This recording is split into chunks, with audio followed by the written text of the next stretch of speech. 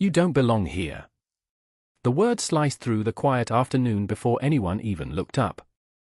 They echoed across the polished stone entrance of Ashford Terrace, a luxury apartment building where every window reflected the golden light of a late September sun. People slowed their pace almost instinctively, drawn toward the unmistakable sound of authority challenging someone in public.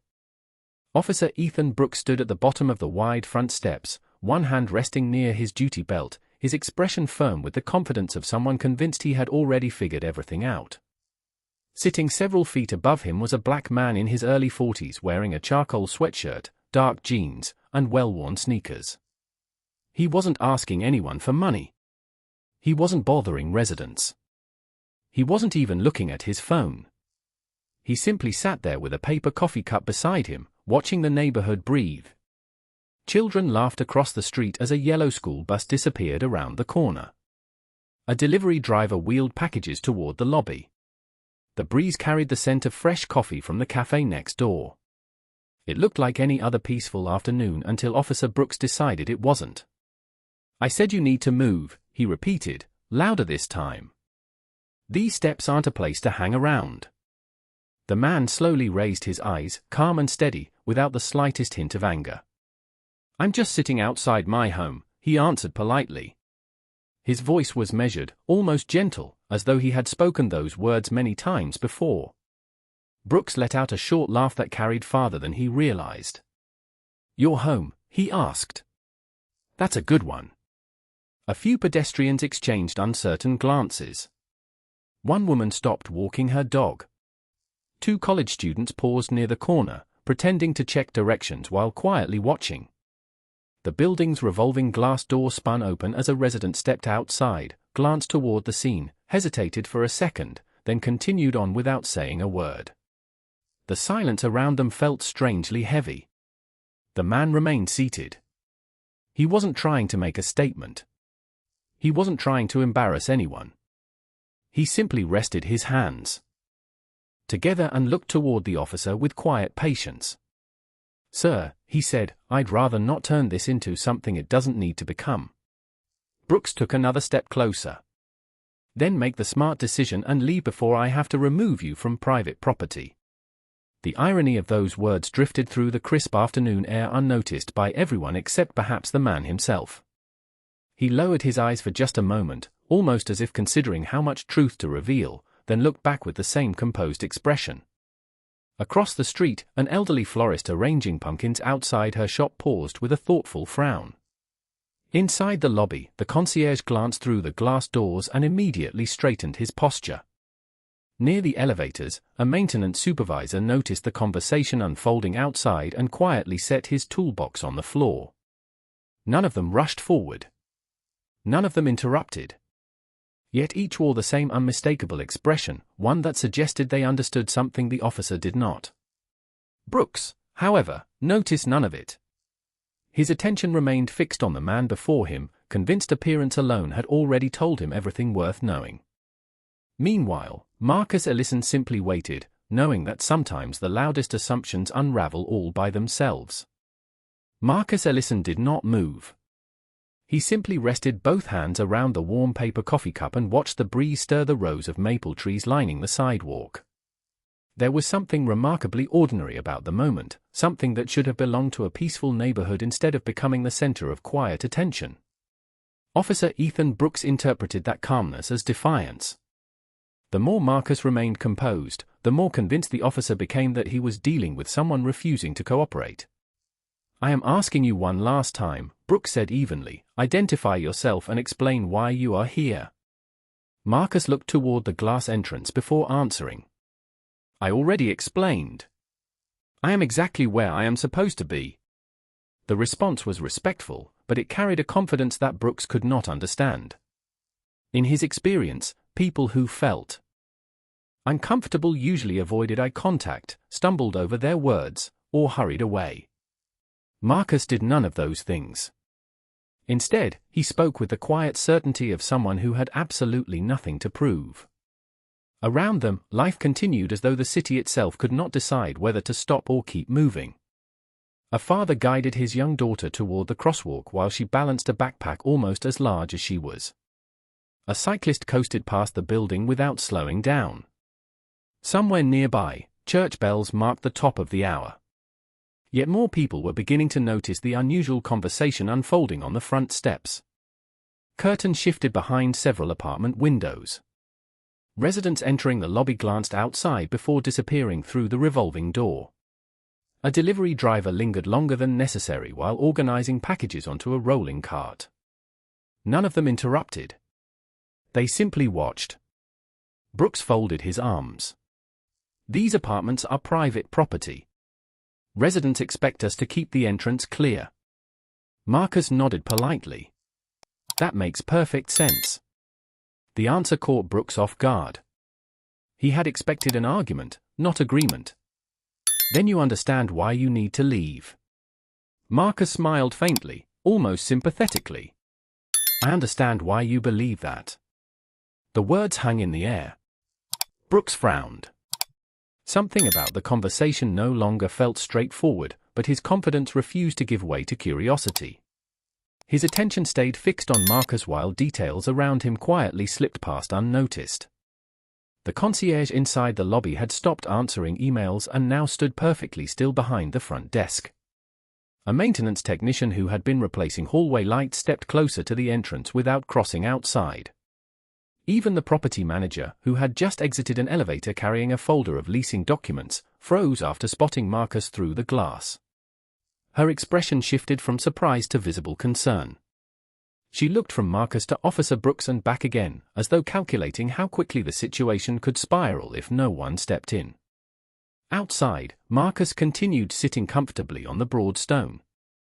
Steps that had become familiar to him over countless mornings and evenings. His eyes wandered briefly across the carefully landscaped courtyard, lingering on freshly planted flowers bordering the walkway.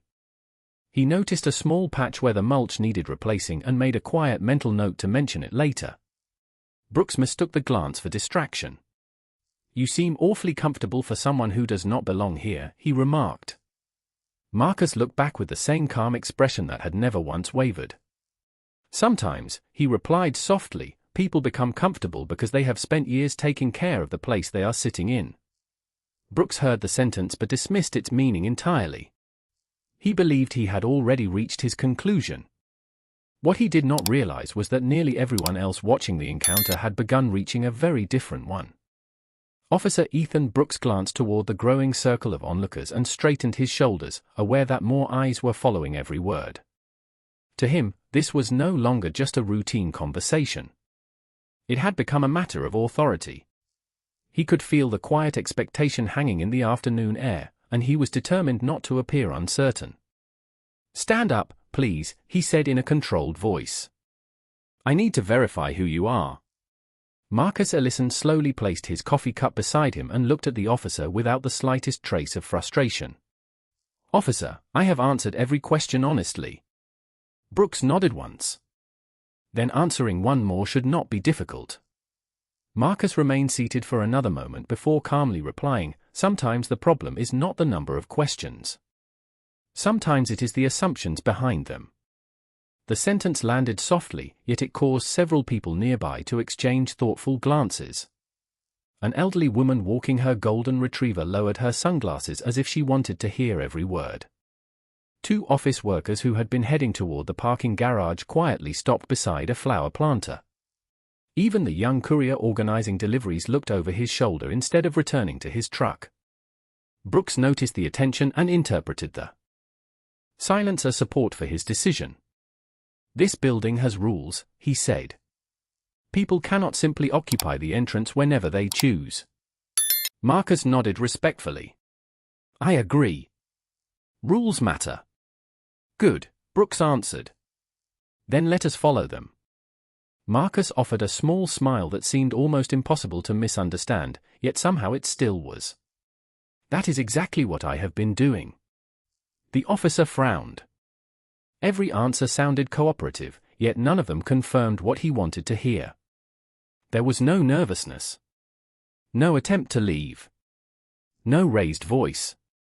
Only patience. That patience irritated Brooks far more than open disagreement would have. Across the lobby, the concierge quietly picked up the telephone but hesitated before dialing. He looked toward the property manager, who had now stepped closer to the entrance with concern written across her face. She whispered something to the maintenance supervisor, and both of them continued watching through the glass without interrupting. Outside, Marcus briefly glanced toward the flower beds bordering the front walkway. The seasonal mums were blooming beautifully, but one irrigation sprinkler had left a narrow patch of dry soil near the eastern corner. He noticed it immediately, just as he noticed a loose brass plate near the handrail that would eventually need tightening. His attention to those tiny details came naturally, almost instinctively. Brooks followed Marcus's gaze and assumed he was searching for an excuse to avoid answering. "Looking for someone?" the officer asked. Marcus gently shook his head. "Just noticing a few things that should probably be fixed before winter arrives." Brooks almost laughed. "Maintenance concerns are not your responsibility." Marcus looked back with the same calm expression that had never changed since the conversation began. Everyone should care about the places they value. Before Brooks could respond, the revolving glass door turned once again.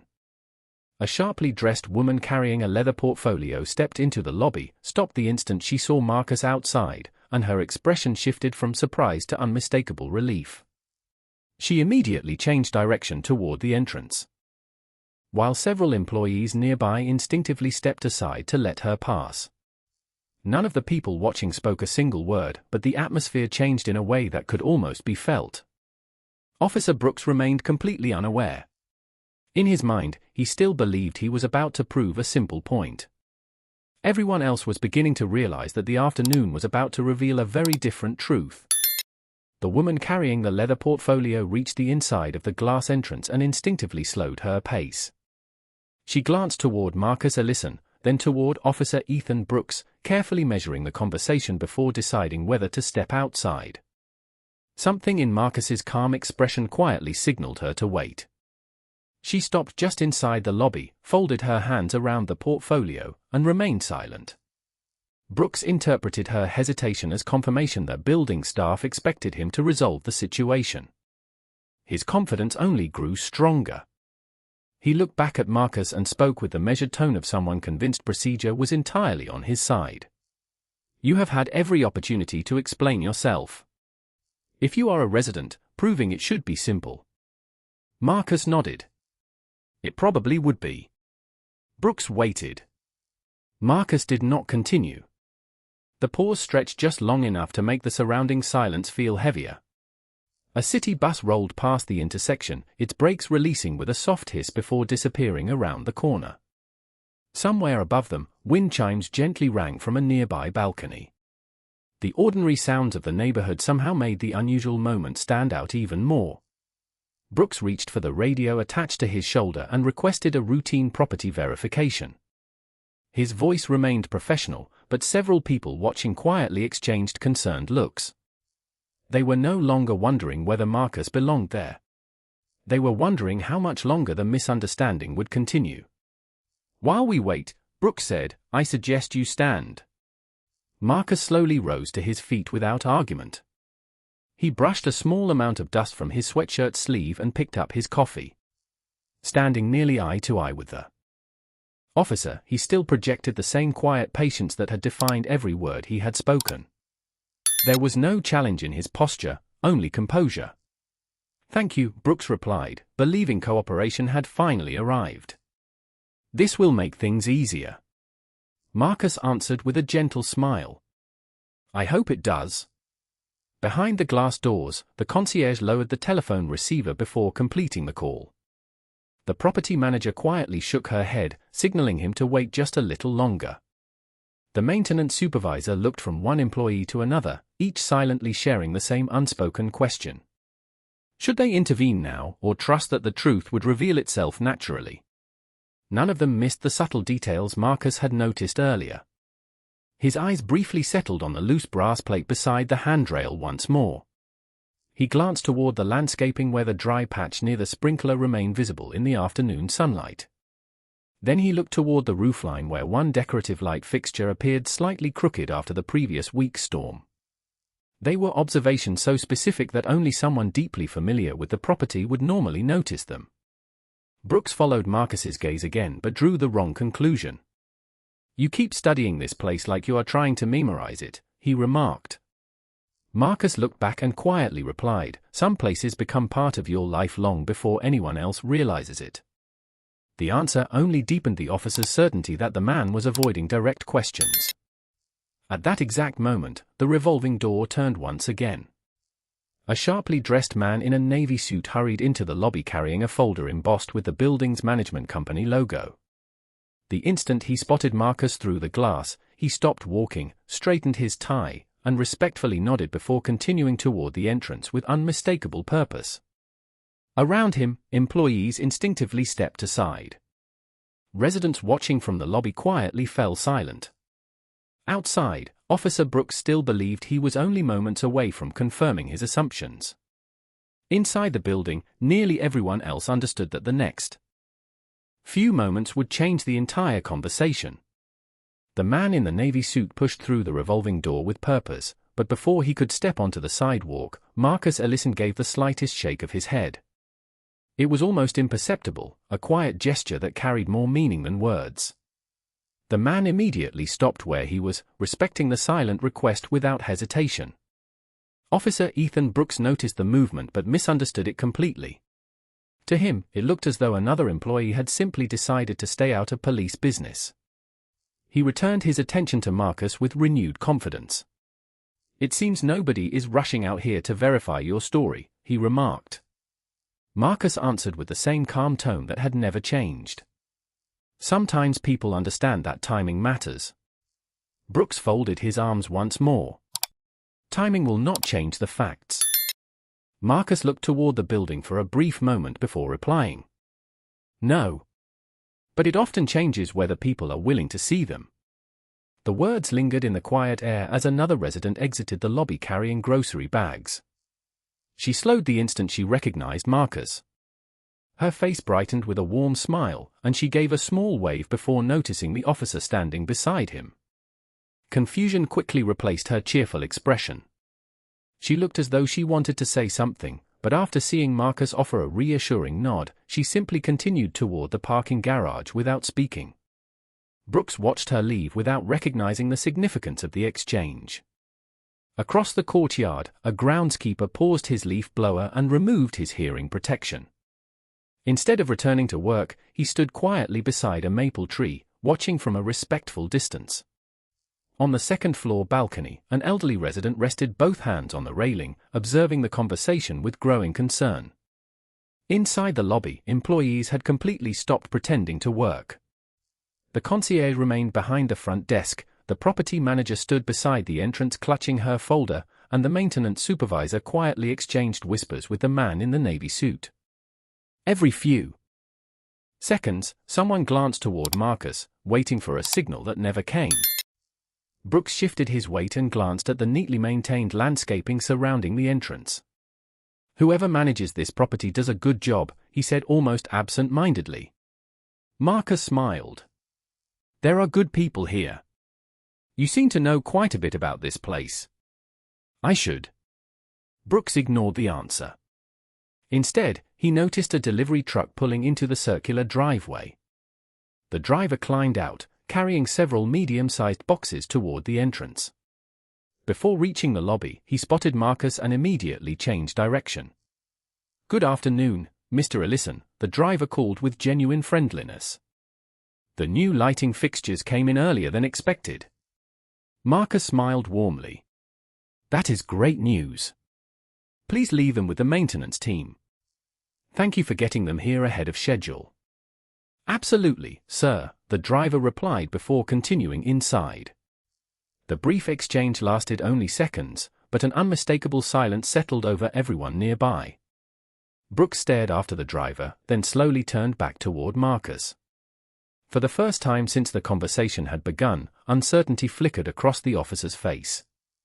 He had expected fear, excuses, or hesitation. Instead, he had just witnessed a delivery professional address the man with effortless familiarity and unmistakable respect. Before Brooks could process what he had heard, his shoulder radio crackled to life. Dispatch informed him that property ownership information was still being verified and advised him to remain at the scene. Brooks acknowledged the update, convinced it would soon confirm everything he already believed. Marcus simply looked toward the entrance once more, where the employees inside now stood perfectly still, each one aware that the truth was only moments away from revealing itself. The quiet buzz from Officer Ethan Brooks's radio faded into the background as the afternoon settled into an uneasy stillness. For the first time since he had approached Marcus Ellison, the certainty that had fueled every decision began to feel slightly less solid. He could not explain why. Nothing dramatic had happened. No raised voices. No arguments. No confrontation. Yet the atmosphere around the entrance had changed completely. The people watching were no longer curious spectators. They looked like people waiting for an inevitable truth to arrive. Brooks noticed the property manager step through the revolving door at last. She walked carefully down the front steps, clutching the leather folder against her side.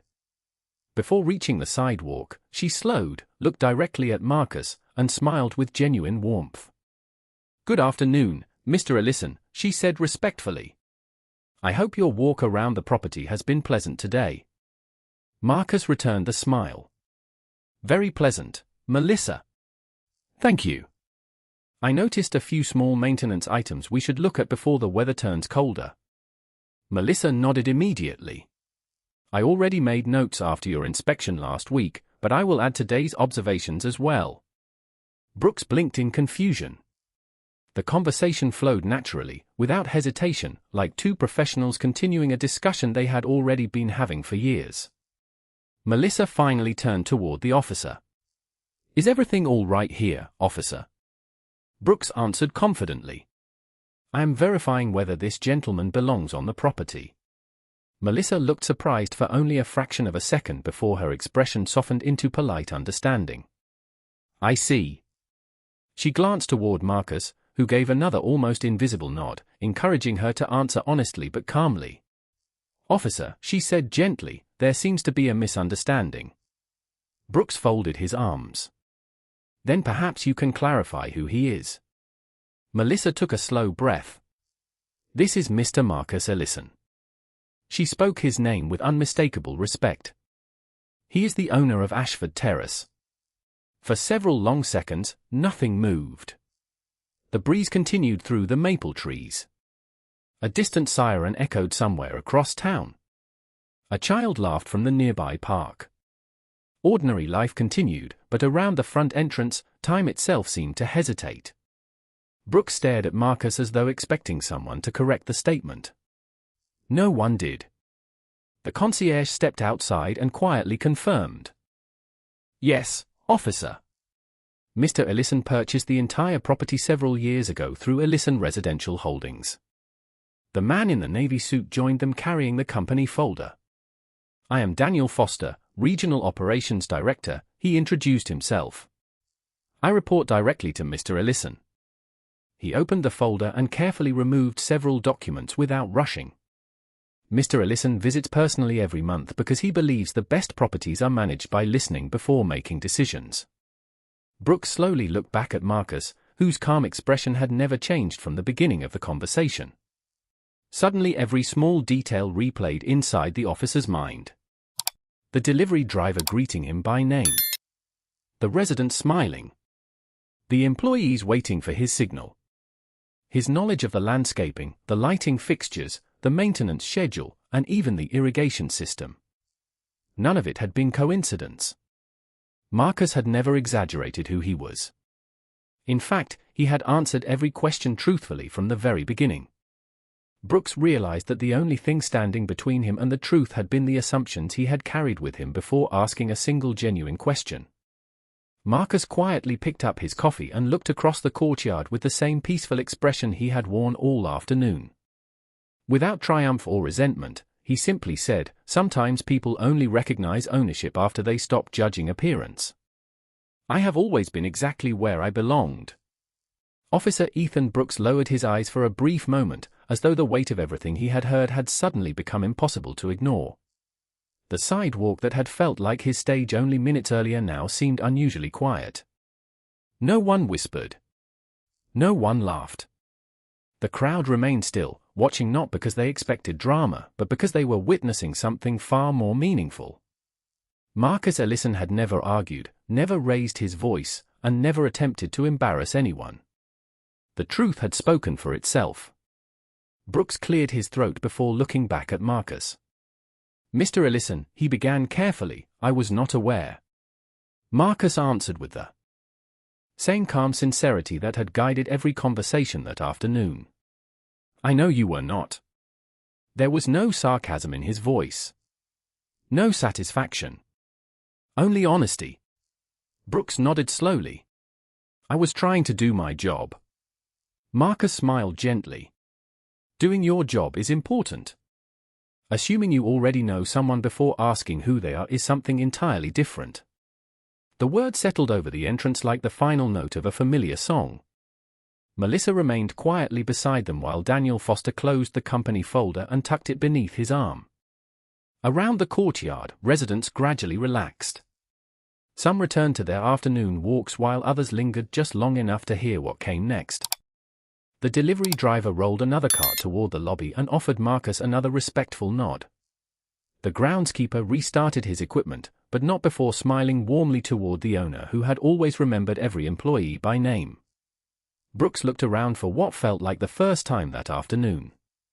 Suddenly he noticed details he had overlooked from the beginning. The employees did not simply recognize Marcus. They trusted him. Residents greeted him naturally rather than formally. The building itself reflected careful attention in ways that could only happen when ownership extended beyond financial investment. The freshly painted benches, the accessible ramps, the well-maintained gardens, and the welcoming community bulletin board all reflected decisions made by someone who genuinely cared about the people living there. Marcus quietly walked a few steps toward the flower beds and gently adjusted one of the small decorative signs that had tilted slightly in the wind. "When I bought this place," he said without turning around, "it was never about owning apartments. It was about creating a neighborhood where people felt respected the moment they walked through the front door."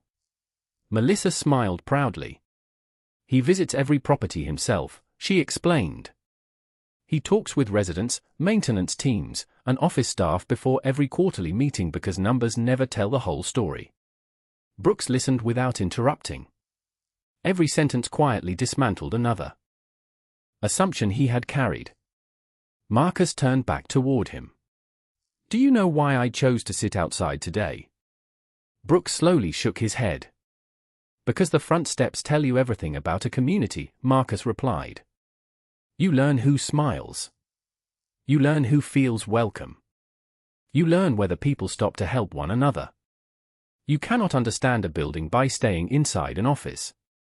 The officer looked across the entrance where neighbors were once again greeting each other, holding doors open, and exchanging friendly conversations. The scene looked completely ordinary now, yet it felt entirely different through his eyes. Marcus extended his hand with quiet dignity. After a brief pause, Brooks accepted the handshake. It was not the handshake of a man celebrating victory or another admitting defeat. It was simply two people standing on the same front steps, finally beginning the conversation that should have happened before assumptions took the place of understanding.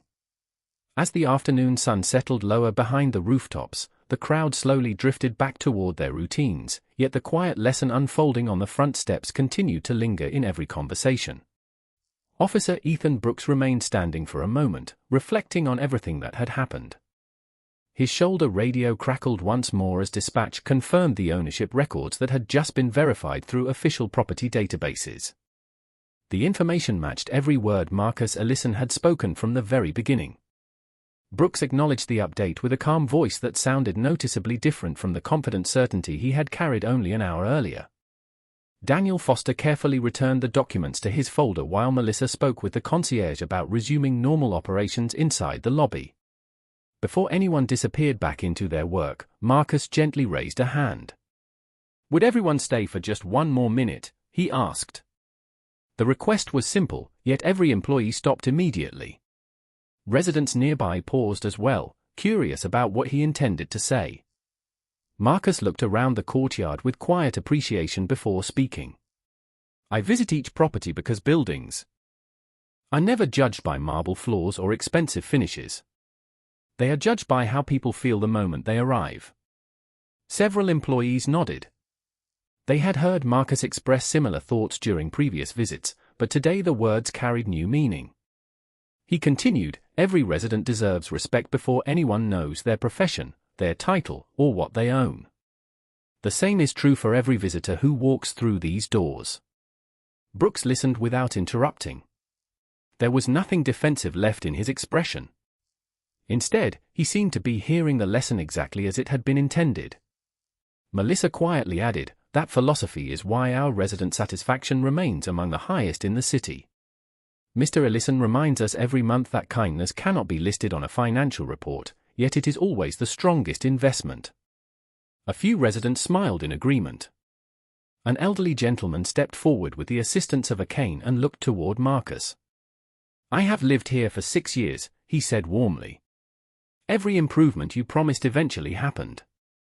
You never forgot the little things. Marcus smiled. The little things are usually the ones people remember the longest. The groundskeeper walked over carrying a small notebook. Mr. Ellison, he said, I already made a note about the dry flower bed you noticed. Marcus thanked him by name, just as he thanked the concierge, the maintenance supervisor, the delivery driver, and even the young courier who had quietly observed the entire afternoon. Brooks noticed something remarkable. Marcus remembered every employee, regardless of position. Every greeting felt personal rather than formal. Respect moved naturally in both directions. The officer finally spoke again. I appreciate the patience you showed today. Marcus answered without hesitation. Patience creates room for understanding. Once understanding arrives, respect has somewhere to grow. The word settled gently over the courtyard. Nobody applauded. Nobody celebrated. They simply stood together for a quiet moment, each carrying away a lesson that reached far beyond one misunderstanding outside a single apartment building. The front steps looked exactly as they had at the beginning of the afternoon. The polished stone had not changed. The flowers had not changed. The neighborhood had not changed. The only thing that had truly changed was the way one person now understood the difference between making an assumption and taking the time to know the human being standing in front of him. The last rays of sunlight stretched across the entrance of Ashford Terrace, painting long shadows over the same stone steps where an ordinary afternoon had quietly become an unforgettable lesson. Residents returned home carrying grocery bags, children laughed as they chased one another across the courtyard, and the gentle rhythm of the neighborhood settled back into place. It was almost impossible to believe that only a short time earlier those very steps had been surrounded by uncertainty and assumptions. Marcus Ellison stood for a moment near the entrance, watching the familiar scene with quiet satisfaction. This was exactly why he continued visiting every property in person instead of relying only on reports, photographs, or financial statements. Buildings were made of concrete, steel, and glass, but communities were built through trust, respect, and the countless small moments that could never be measured on a spreadsheet. Melissa approached with the updated maintenance notes while Daniel Foster reviewed the schedule for the next property inspection. Marcus thanked them both before adding a few final observations about the landscaping, the lighting near the east walkway, and the community garden that several residents hoped to expand before spring. Every suggestion reflected the same careful attention that had shaped the property for years. Officer Ethan Brooks watched the conversation quietly before stepping forward one final time. Thank you for allowing me to learn from today, he said sincerely. Marcus offered a warm smile. We all keep learning. The important part is deciding what we do after the lesson. Brooks nodded thoughtfully. I will remember this one for a very long time. Marcus looked across the courtyard where neighbors greeted one another without hesitation. So will I, he replied. Not because of the misunderstanding, but because every difficult conversation creates an opportunity to build something better afterward. The officer extended his hand once again, and Marcus accepted it without hesitation. This time the gesture carried no uncertainty at all. It represented mutual respect earned through honesty rather than assumptions. As Brooks walked back toward his patrol vehicle, he paused once to look over his shoulder at the front steps. They appeared exactly as they always had, yet he now understood them differently. They were never simply pieces of stone leading into a building. They represented a threshold where every person deserved the same dignity before any conclusions were drawn. Marcus remained outside for another few minutes, greeting residents by name as they returned home from work. An elderly couple thanked him for adding additional benches near the walking path. A young mother smiled as her son proudly pointed toward the newly planted flowers he had helped water during the community volunteer day. The delivery driver waved from the street before pulling away for his final stop of the afternoon. Life moved forward with quiet grace, just as Marcus had always hoped it would. Before heading inside, he looked once more at the entrance and reflected on a truth that had guided both his business and his life for many years. Titles can open doors. Wealth can purchase buildings. Authority can influence decisions. But none of those things reveal the true character of a person. Character is revealed by the respect we offer long before we know someone's name, occupation, or accomplishments. Because every stranger carries a story that cannot be seen at first glance, and every act of dignity has the power to change a life. The steps never changed that day. The building never changed. Only one assumption did. And sometimes, that is where real justice quietly begins.